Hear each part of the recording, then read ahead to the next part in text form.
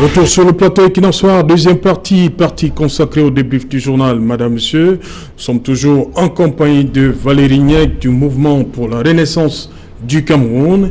Et en face d'elle, l'honorable Marlise Doualabel du Rassemblement démocratique du peuple camerounais et Amiens. Tout à l'heure, on va retrouver le docteur Touba Alexandre et du côté d'Oville, le docteur Nokam Ghislain. Honorable Marlise Doualabel, je l'ai dit tantôt, c'est chaque préfet maintenant qui décide de sortir pour amener la population à respecter les mesures du 17 mars, surtout. Le port du masque, il faut encore faut le bâton maintenant derrière chaque Camerounais pour que les préfets sortent les muscles. Comment comprendre ça? J'ai peur que oui. Vous savez, comme Madame Niek, nous parcourons la ville et nous nous rendons bien compte que les gens ne respectent pas les mesures barrières. Oui. Pourtant, c'est la première thérapie. Pour se protéger, c'est comme la grippe que vous connaissez. Oui. Généralement, quand on a la grippe, quand on arrive au bureau, dès que quelqu'un veut vous embrasser, voilà. C'est vous qui dites à la personne, non, vous construisez le mur. Vous construisez le mur.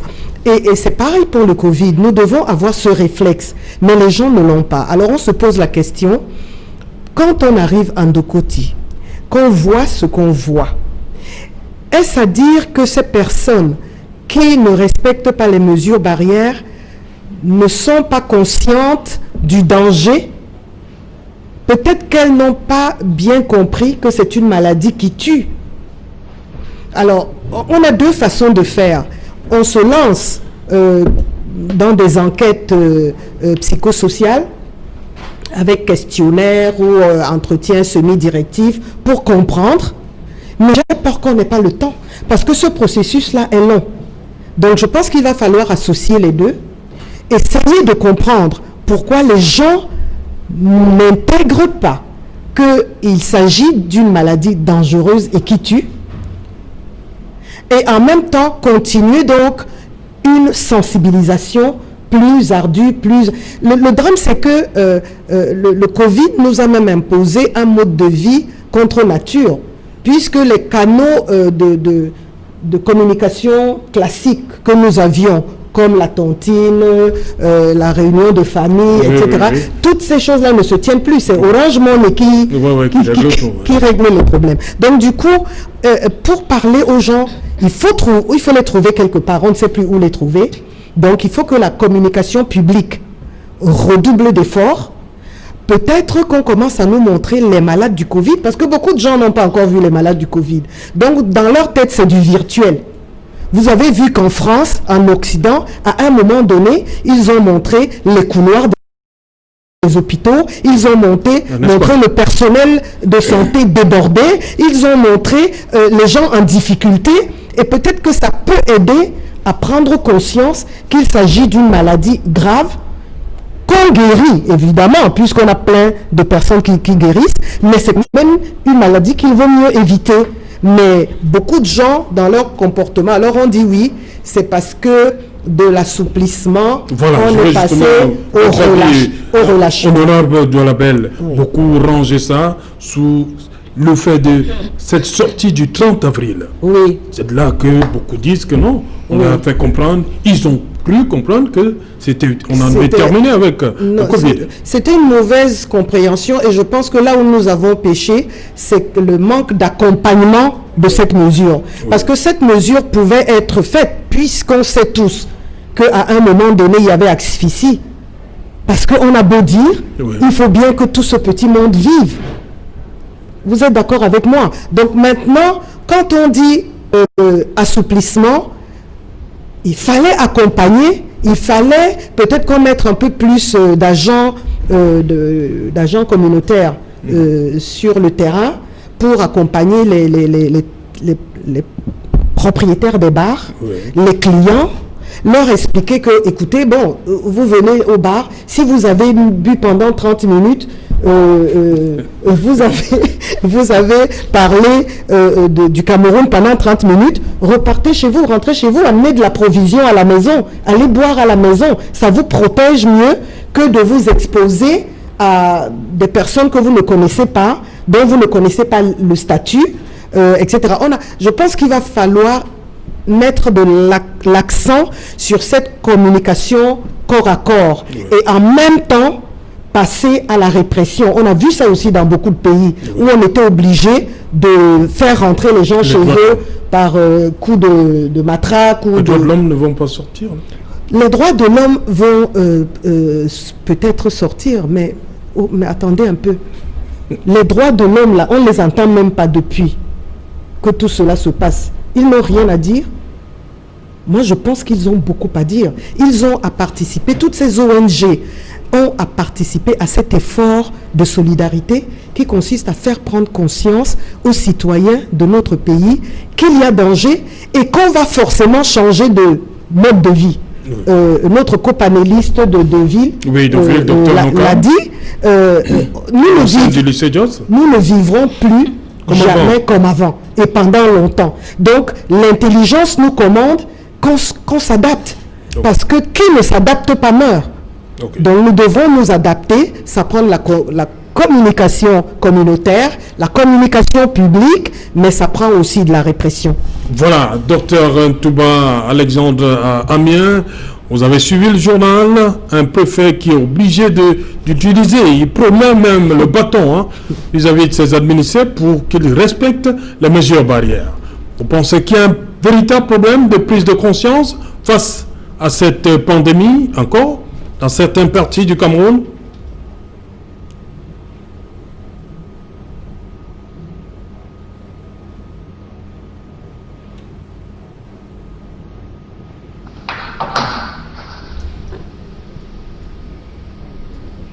Ouais, des petits soucis. Valérie Niek, sur cette sortie du préfet du Mbamekime. J'ai dit, dans le Fondi, le préfet Jean-Claude Tila est sorti, le préfet du Vouri est également sorti. Voilà un autre préfet qui promet des choses à ceux-là qui ne vont pas respecter ces mesures barrières-là. On sait que la prise de conscience n'est pas encore véritablement ancrée dans les habitudes par rapport au Covid. Dire que ce soit moi qui pense que la prise de conscience n'est pas encore ancrée vraiment, je pense que ce serait extrapoler ou alors ce serait me donner trop de poids. Non, non.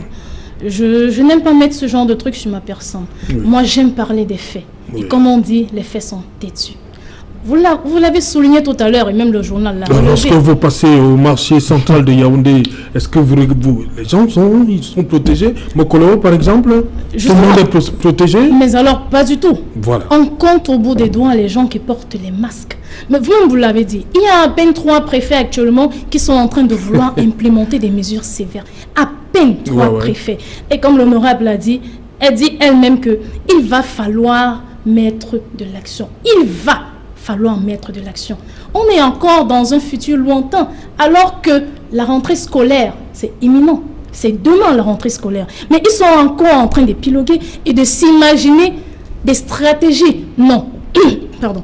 Je pense qu'il est important ici déjà que le gouvernement reconnaisse.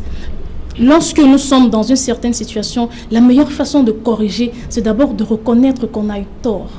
Parce que si le gouvernement, si aujourd'hui, n'est-ce pas, les gens qui nous dirigent n'arrivent déjà pas à reconnaître qu'ils ont fauté quelque part, ils ne sauront pas eux-mêmes déjà prendre la mesure à son poids. Il n'y a rien. Quand vous dites la faute ici, c'est le 30 avril?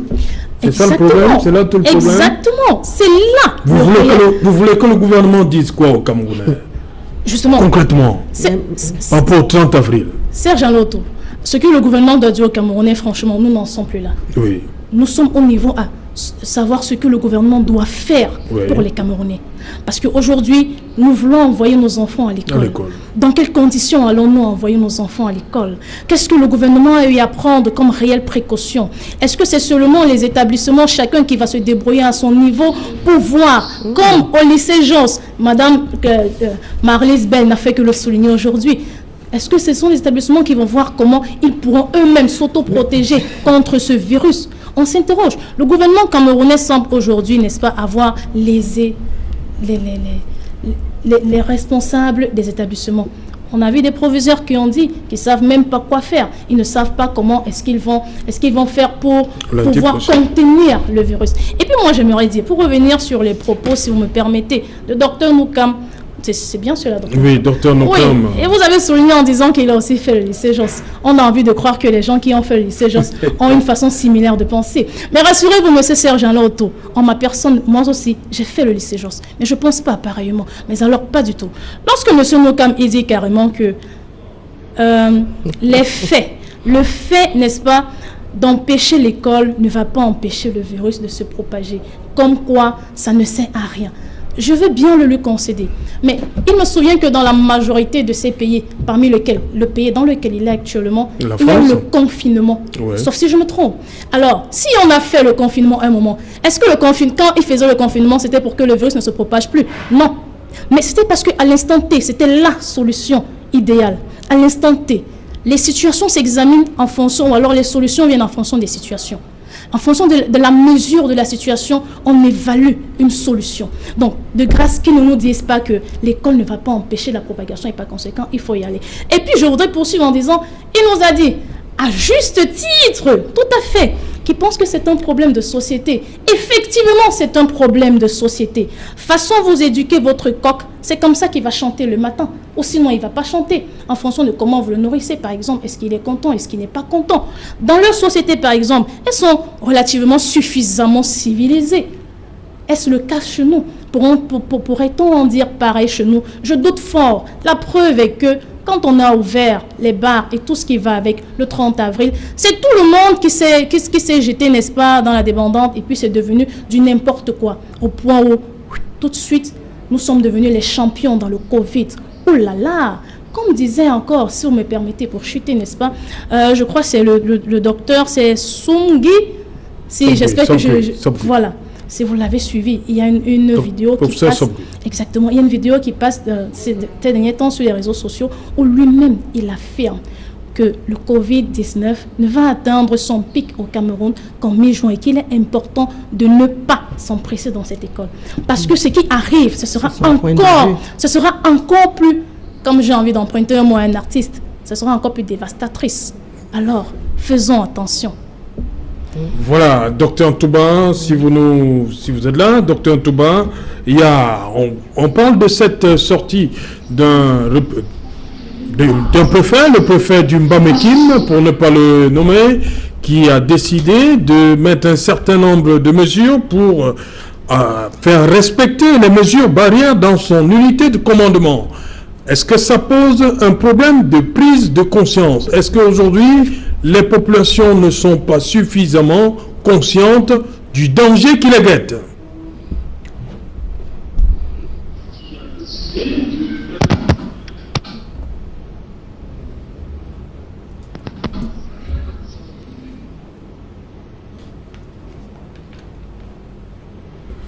Voilà. Des problèmes, des petits soucis. On va rester à Douala cette fois-ci. Honorable Douala Belle, on revient toujours. Les Camerounais, qu'est-ce qu'il faut faire? Ils reviennent toujours au 30 avril. Qu'est-ce que vous dites qu'il faut continuer la sensibilisation? Il faut même mettre chacun face à ses responsabilités. Jusque-là, on constate que beaucoup de Camerounais Vous avez pris le cas de Ndokoti, par exemple. Plus les jours passent, vous voyez des gens avec soit le cache-nez sous le menton, certains qui n'en ont même pas du tout. Qu'est-ce qu'il faut faire? Il y a du travail. Madame Valérie Niek, elle était au lycée Josse, mais je crois qu'on n'était pas dans les mêmes classes. C'est sûr qu'elle était... Ça va de soi. Oui, voilà. Ça m'étonnerait qu'on ait été dans les mêmes classes. Et maintenant, ça me je ne sais pas si elle faisait théâtre ou... mais bon, elle a de très grandes qualités. Surprise si je vous disais ce que je faisais. Allez-y. Non, je trouve que vous avez de très grandes qualités d'oratrice, mais alors sur une scène. Vos interpellations... Monsieur Serge. Ça, on dirait du théâtre. On dirait du théâtre. Alors, à chaque fois, je la regarde avec tellement de plaisir parce que en plus... Elle le fait tellement bien que je suis comme au cinéma, quoi. Non, en réalité, quand elle dit qu'on conjugue dans un futur lointain, non. Il y a déjà de la communication publique qui est en train d'être faite. Il y a la communication communautaire qui est en train d'être faite.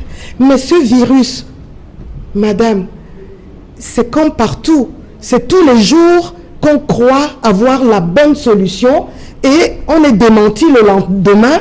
Il faut revoir sa copie parce qu'on se rend compte que ce n'est pas ce qu'il fallait faire. Donc, de toute façon, l'essentiel, c'est de rester en position de veille, de surveiller les paramètres, de les voir évoluer et d'adapter l'action au fur et à mesure. Donc, il n'y a pas la solution. S'il y avait la solution, on le saurait. Mais tous les pays sont, j'allais dire, en difficulté parce que ce Covid nous a tellement affectés, pas seulement dans notre corps, mais dans notre intelligence, dans notre mental. Regardez les relations entre les individus dans une même maison. Quand on parle même de confinement, comment aurions-nous pu l'organiser véritablement, ce confinement, quand on a les quartiers qu'on a, quand on a cette promiscuité? Comment on peut? Donc, on fait avec ce qu'on est et on fait avec ce qu'on a. Et maintenant, nous avons l'obligation de ne pas rester les yeux fermés et les oreilles fermées. Nous sommes à l'écoute. Si le parti de madame a comment dirais-je, des solutions, et je pense qu'ils l'ont déjà fait, ils ont déjà adressé un mémo concernant leur vision et leur appréciation de la situation. Il y a leur députée, madame Noran, qui a un vaste plan. Elle n'est pas morte pour la précision. Elle a une formation politique, elle est du PCRN. Elle est du PCRN. Oui. Ah. Je suis du MRC. Vous êtes du MRC? Du MRC. Ah, je comprends tout maintenant. Comment ça? Mon Dieu. Mais j'étais pas dans le coup. Maintenant, je sais donc interpréter les attitudes de madame. Parce que voilà ce que le MRC fait. Le MRC, en fait, ne combat pas la maladie. Le MRC est en campagne est en propagande politique. C'est de la propagande politique. Parce qu'en réalité, si c'était le Covid qu'on combattait, on voit décemment que le gouvernement a décidé que les enfants iraient à l'école. Eh bien, le MRC se mettrait avec le gouvernement pour dire, OK, puisque vous avez décidé, c'est vous qui tenez le volant, voici ce que nous pensons qu'on pourrait améliorer, tac, tac, tac, tac, tac, tac, et puis c'est terminé. Mais maintenant, quand on combat, on dit non, les enfants ne doivent pas aller à l'école, alors qu'on n'en a pas les moyens. Quelles sont les possibilités que le MRC a à dire que les enfants ne doivent pas aller à l'école? Pourquoi est-ce qu'on suivrait le MRC? Il représente quoi dans la République aujourd'hui? Non. Mais par contre, ils sont des parents. Et parce qu'ils ont des parents, ils peuvent prendre des responsabilités, la responsabilité de dire que moi, mon enfant n'ira pas à l'école. Mais ils ne peuvent pas vouloir impacter sur la décision nationale de si oui ou non on doit aller à l'école. Donc, je voulais juste lui rappeler qu'elle ne pense pas que rien n'est fait. Regardez sur toutes vos télés, la minute Covid existe. Sur les téléphones, le 15-10 fonctionne. Tous les jours, il y a un point pour informer les populations de où nous sommes et du danger que tout le monde voit. Mais ce n'est pas ça qui va nous empêcher de reprendre l'école, parce que, à supposer que le Covid ne passe pas. L'année scolaire prochaine, on n'ira pas à l'école. Donc, ce que nous allons vivre comme expérience là, avec la rentrée du 1er, va certainement nous aider à bâtir et à concevoir l'année scolaire qui arrive. 2020-2021. 2020-2021. Parce qu'on aura tiré des leçons. Maintenant, je suis aussi persuadé que le gouvernement étant un gouvernement humain et profondément responsable, le gouvernement va être en alerte. Je suis persuadé que si les rapports sont de manière à influencer la décision, eh bien, comme il a été fait au Japon, après 2 semaines de cours, voilà, on fait le rétropédalage et puis c'est tout. Mais pour l'instant, nous pensons que c'est de notre devoir, c'est du devoir de l'exécutif camerounais de gérer l'éducation dans ce pays. Et s'ils ont décidé qu'il y aura école, accompagnons-les. Okay. Et le MRC doit accompagner le gouvernement. Okay. Ils n'ont pas le choix. Attends, ils vont faire comment? Ils vont aller parler où? En dehors de tes plateaux de télé ici. on va permettre à Valérie Niek de répondre. Vous allez répondre. Après, on va d'abord retrouver le docteur Nokam Ghislain depuis Deauville. Docteur Nokam, beaucoup de parents, c'était la crainte de beaucoup de parents. Est-ce que vous pensez qu'avec cette reprise des classes, les chiffres vont une fois de plus exploser? Ils n'ont pas le choix.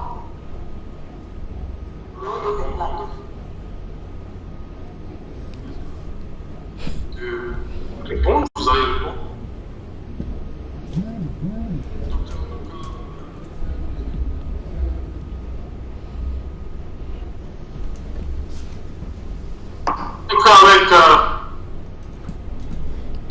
Oui, Valérie Niek, sur cette interpellation, est-ce que... Bien.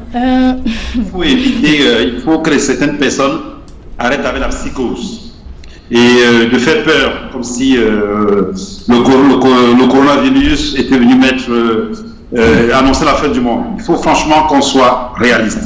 Et je vais interpeller Madame Niek qui est sur votre plateau pour dire, en situation de guerre, on doit être unis. Ce n'est pas un problème du gouvernement ou d'un parti, c'est un problème de tous les Camerounais. Alors, quand vous demandez aux enfants de rester à la maison, est-ce que vous imaginez qu'il y a des enfants qui habitent dans des zones reculées, où les parents ne savent ni lire ni écrire, et qu'au lieu d'aller à l'école, certains parents les envoient en route, vendre les oranges, vendre les mangues. Quand vous regardez pendant toute cette période, vous faites la route de Douala-Bafoussam, il y a plein d'enfants au bord des routes qui vendent au lieu d'être à la maison pour étudier. On vient de montrer sur votre reportage un enfant de 3e qui est à Bouddha, qui fait du trafic de cannabis. Donc, il faut savoir que notre pays est un pays fragile. Et abandonner les enfants à la maison, sans qu'ils puissent avoir les mesures, parce que la technologie ne nous permet pas d'avoir des cours à domicile comme c'est fait en Occident, c'est vraiment sacrifier ces enfants. Le gouvernement ne doit pas sacrifier les enfants. Les enfants à l'école, avec leurs instituteurs, avec leurs professeurs, sont mieux encadrés que dans certaines familles qu'à la maison. Donc le fait qu'on les envoie à la maison, il faut que le gouvernement donne les moyens aux proviseurs, aux instituteurs de mettre en place des moyens barrières pour que le Covid ne puisse pas continuer à propager dans le Cameroun. Et surtout aussi, vous dites qu'il faut le pousser en septembre. Est-ce que vous pensez qu'en septembre, il y aura plus de coronavirus au Cameroun? Même si on le pousse en décembre, il y aura le coronavirus. Donc en fait, il faut qu'on arrête l'école. Ok, la Covid-19 va arriver, plus d'école au Cameroun, c'est fini l'école. Hein? Non, soyons sérieux, soyons sérieux.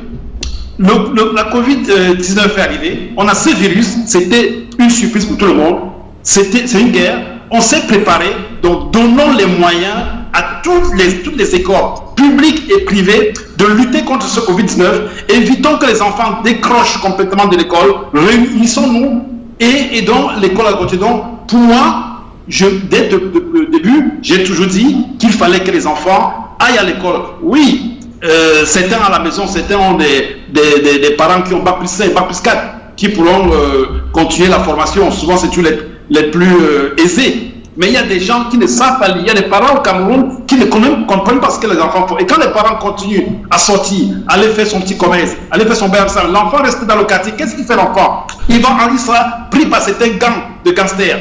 Donc, l'école est une sécurité pour nous tous. Si je suis ce que je suis aujourd'hui, c'est grâce à l'école. Si vous êtes ce que vous êtes, c'est grâce à l'école. Notre pays est un pays fragile. Et j'ai dit merci à celui qui a pris ou à ceux qui ont pris la décision d'envoyer les enfants à l'école lundi. Maintenant, il peut effectivement avoir un rebond de l'épidémie si rien n'est fait. Alors, c'est à nous tous de faire quelque chose. Les enseignants les premiers, les proviseurs, les maires, nous devons donner des moyens. Parce que s'il n'y a pas de moyens, ces enfants vont ramener le virus à la maison, vont contaminer les parents. Parce que ce que vous oubliez, les enfants sont presque jamais malades. Les enfants ne sont pas malades. Même les enfants porteurs ne sont pas malades. Et qui vous dit que tous ces enfants qui retournent à l'école lundi, mais beaucoup parmi eux ont déjà le virus. C'est ce que vous oubliez. 80% de gens ne développent pas la maladie. Ça, retenez une fois de plus. 80% de personnes qui ont le virus ne développent pas la maladie. Les enfants sont en majorité des porteurs sains. Et moi, au début de la maladie, je pense que même dans ma famille, je pense que je connais des personnes, des enfants ici en France qui ont eu des symptômes grippaux avec des collègues pédiatres, on en discutait. Ils me disaient que dès janvier, février, ils voyaient une forme de grippe bizarre. Donc sachez que beaucoup d'enfants ont déjà ce virus. Donc le fait de les bloquer à la maison, c'est une peine perdue parce que non seulement ils vont pas aller à l'école, ils ne vont pas s'instruire, ils n'auront pas le probatoire, ils n'auront pas le bac, ils n'auront pas le BBC, ils seront décrochés et l'année prochaine ça sera difficile pour eux de reprendre l'école et ils vont surtout contaminer dans le quartier les adultes qui sont dans le quartier parce que vous croyez que les enfants qui ne vont pas à l'école, ils sont fermés dans leur chambre, mais non, ils ne sont pas fermés dans leur chambre. Ils vont partout dans le quartier, ils se baladent et puis il n'y a aucun adulte pour les surveiller. Les parents ne peuvent pas rester à la maison, les parents sont au marché, ils sont au travail.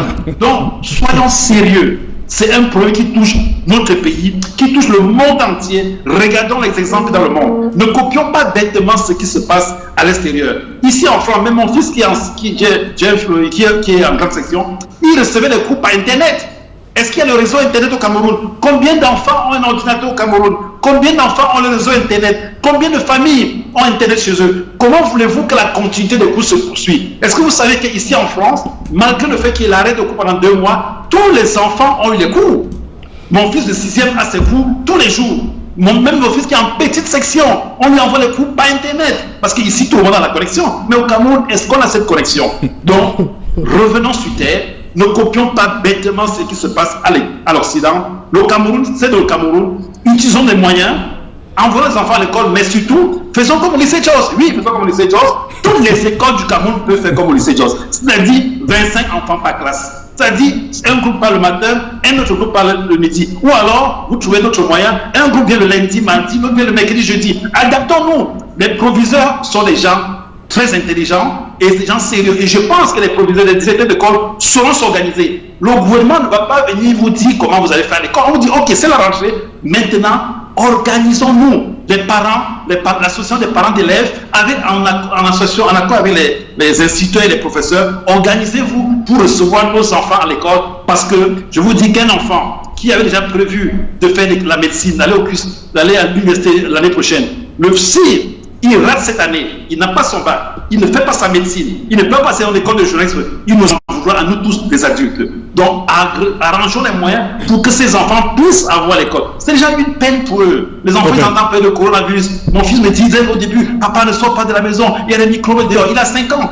Donc vous savez là, c'est une peine pour eux. Vous allez encore les enfermer à la maison toute l'année, jusqu'à quand? Sachez qu'en septembre, il y aura toujours le virus dehors. Donc, on va vivre avec et il faut que les enfants continuer à aller à l'école, sinon c'est des délinquants comme l'enfant du 3e de Bouddha que je vais le voir. C'est beaucoup de délinquants qui sont créés au Cameroun parce que l'école s'ouvre contre la délinquance. C'est pas pour rien que l'école est obligatoire dans beaucoup de pays comme ici en France jusqu'à au moins 16 ans. Hein? Okay. Donc c'est la clé. Et n'ayez pas peur pour vos enfants, ils ne vont pas mourir à l'école. Merci. Même si l'enfant attrape le virus, il ne tombera pas malade. Merci. Merci, docteur Nokam. Merci, docteur Nokam. Merci, docteur Nokam. Il a inspiré. Merci, docteur Nokam. Merci, docteur Nokam. Je rappelle, vous êtes neurologue. Vous êtes dans la ville de Deauville. Nous sommes en France. Valérie Niek. Serge Alain-Autour, vous savez, quelqu'un disait, dans la maison de l'analyse, lorsque l'émotion entre par la porte, la raison sort par la fenêtre. Ce que Docteur Nokam et Madame Marlèse Bell viennent de nous servir après que ils aient subitement découvert que je suis une personne du MRC. Vraiment, c'est simplement, j'avais envie d'utiliser le mot de Dame Marlèse, du théâtre. Mais je ne vais pas l'utiliser, je dirais c'est de l'émotion. Rendez-vous compte, subitement, il est devenu agressif, il a changé de ton carrément.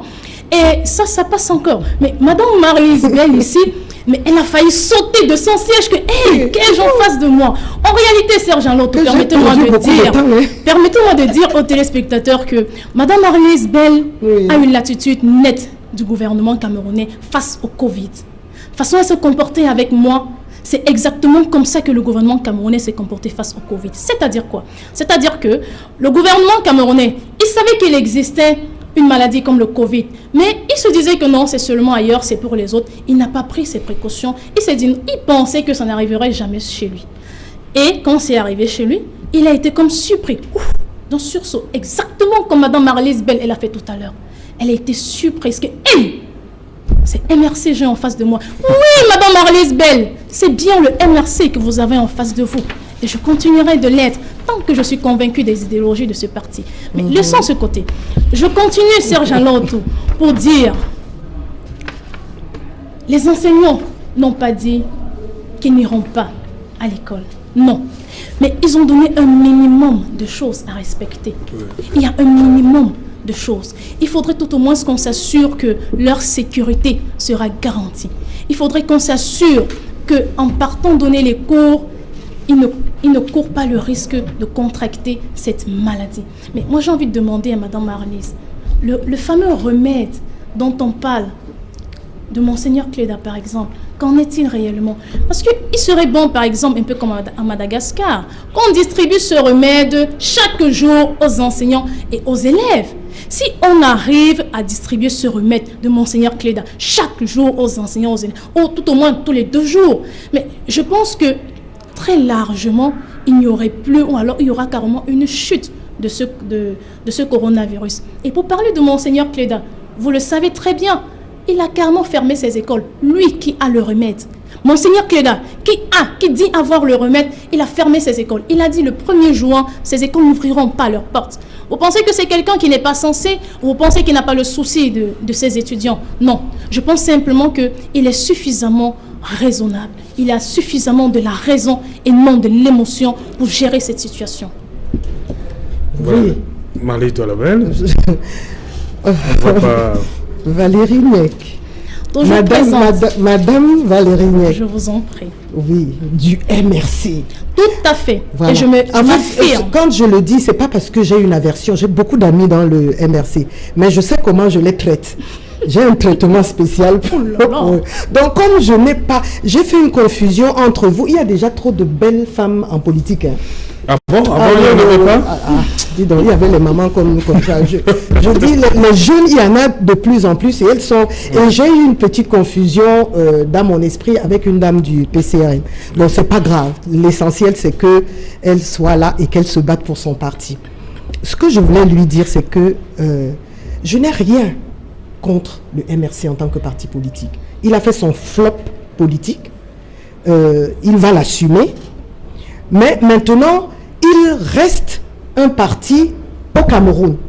Et il doit contribuer en tant que parti politique à l'édification de notre nation. Donc, je ne vois pas tout ce que je leur ai reproché pendant tout ce combat Covid, c'est le fait qu'il ait essayé de se positionner en challenger. Hein, c'est tout.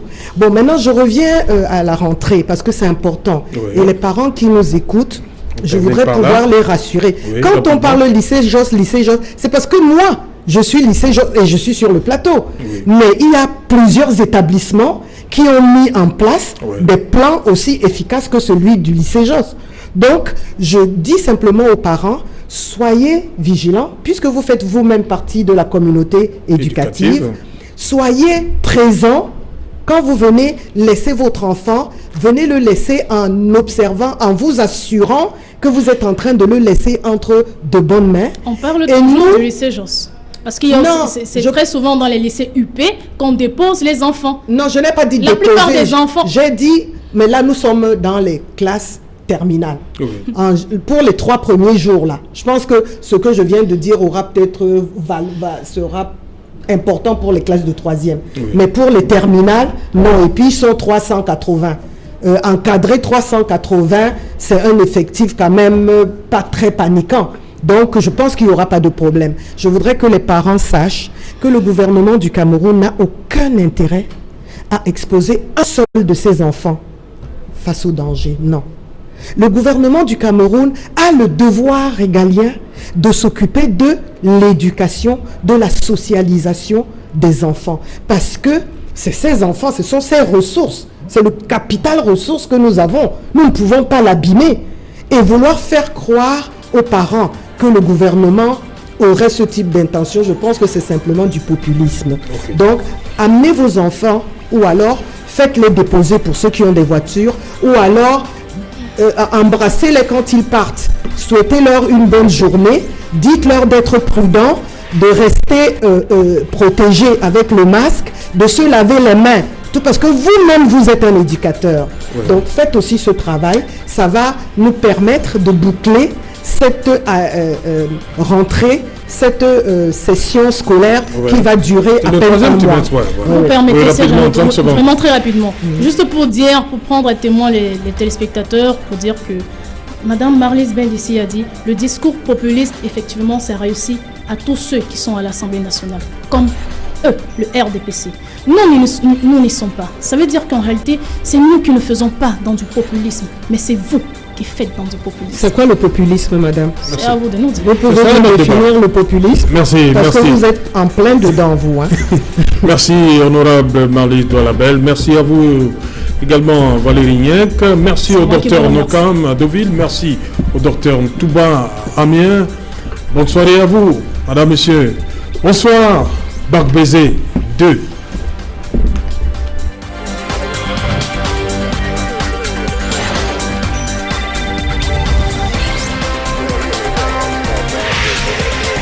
Univers.